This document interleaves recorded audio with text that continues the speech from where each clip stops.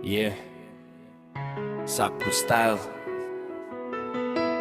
Mula sa Samar hanggang Zambales, para sa lahat ng nagtiwala at sa mga taong aking iniwan.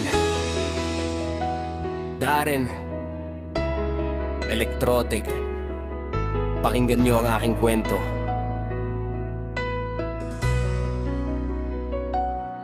Sa barangay ni Padaram, doon ang aking simula bilang electronics technician. Sa gamit ay bihasa, cellphone, washing machine at TV na malabo, amplifier at speaker. Sa kamay ko ay plansado, minsan para akong baliw sa sarili bumubulong. Turo doon, turo dito, sa troubleshoot nakakulong. Utak ay parang bakal, hindi ko hahayaang kalawangin, sapagkat ito ang sandata sa pangarap na nais abutin. Hindi ko lang hangadang kumita ng pera sa mundong ito, sundaang porsyentong saya na darama sa aking puso. Kung ang sirang gamit nyo ay muli nang gumagana, ang makatulong sa kapwa, yun ang tunay na ligaya.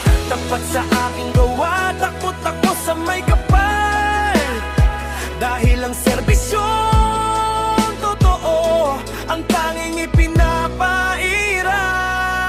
Saksi ang langit sa bigat na aking nadarama, 500 sa kalahating oras, sa iba'y tila barya. Pero sa aking customer na maghapong nag-aararo, kopra at pagsasaka, katawan ay bugbog at puyat ang katumbas nito. Isang buong araw nilang pagod, pambayad lang sa akin, kaya ang konsensya ko'y gising, di ko kayang sikmurain. Kayo na ang bahala, yan ang laging sambit ko, dahil ramdam ko ang hirap ng bawat taong lumalapit sa pinto ko.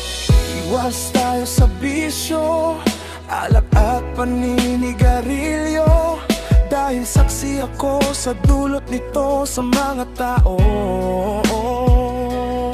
Sa tuba sa probinsya, madalas ay nauuwi sa gulo, malayo sa sakit pero malapit sa egit, totoo ito.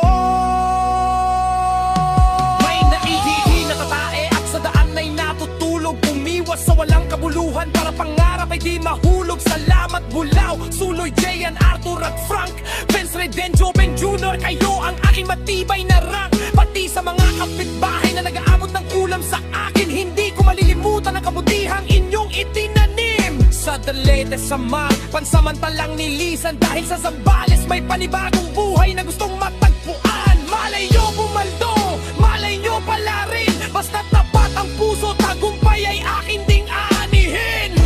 Lahat tayo may talent, lahat tayo may potensya.